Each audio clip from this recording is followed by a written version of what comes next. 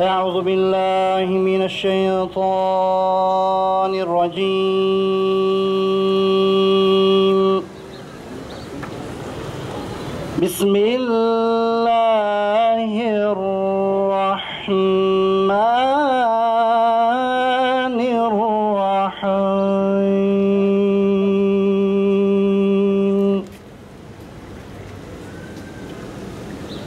وكأين من نبي قاتل معه ربيون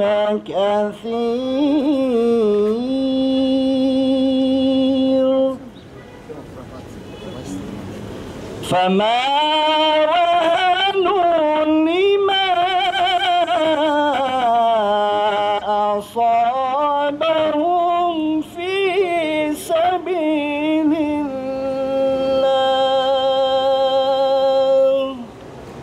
Her cuma olduğu gibi bugün yine burada İslam davası için ömürlerini zindanla geçiren 28 Şubat ve FETÖ yargısı tarafından mağdur edilmiş Yusufilere özgürlük talep etmek için toplandık. Buradan bir kez daha haykırıyoruz ve diyoruz ki Yusufiler için tek talebimiz var, o da adalet. Bu son 28 Şubat olsun. Yine 1 Şubat ayındayız. Zulüm ve dindarlara darbeyle hatırlanır olan 28 Şubat tarihine sayılı günler kaldı. Aradan onlarca yıl geçti. Peki ne değişti? Hiçbir şey. Ömrünün 20-25 yılını zindanda geçiren 28 Şubat süreci ve FETÖ yargısı mahpusları ve aileleri hala mağdurlar. 20 yıldır siyasi iktidarlar, hükümetler değişmiş, güç odakları, yargı mensupları değişmiş ama maalesef Yusufilerin mağduriyetlerinin giderilmesi noktasında hiçbir adım atılamamıştır.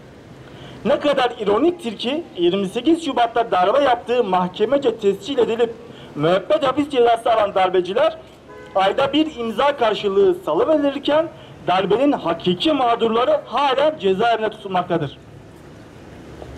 Aradan geçen 21 yıla rağmen 28 Şubat'ın çaldığı hayatların hesabı halen sorulmamış ve 20 yılı aşan sürelerle cezaevlerinde tutulan yüzlerce mahpus ve bu mahpusların aileleri için darbe süreci hala devam etmektedir.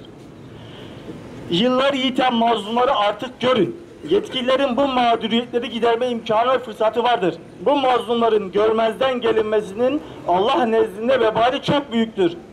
Sinsice tuzak kurup masumları hapseden zalimlerin akıbetini, yaptıklarının kendilerine kar kalmadığını hepimiz görüyoruz. Samimi olarak beslediğimiz hüsnü-zan duygumuzu artık besleyemez hale geldik. Mazlumun ahı ile Allah arasında perde yoktur. Umursamaz tavrınız devam ettiği müddetçe muhatabınız bizzat Allah olacaktır. Gelin bu kardeşane uyarımızı dikkate alın ve cebbar olan Allah'ın gazabını üstünüze çekmeyin. Gerekenin yapılması için bir an önce harekete geçin. İzin verin bu mazlumlar zemheri ayları soğuk zindan köşelerinde değil, çocuklarının, eşlerinin, ana babalarının sıcacık muhabbetleriyle ısınarak geçirsin evlerinde. Buradan bir kez daha haykırıyoruz ve diyoruz ki Yusufiler için tek talebimiz var. O da adalet. Yani diyoruz ki artık 28 Şubat son bulsun.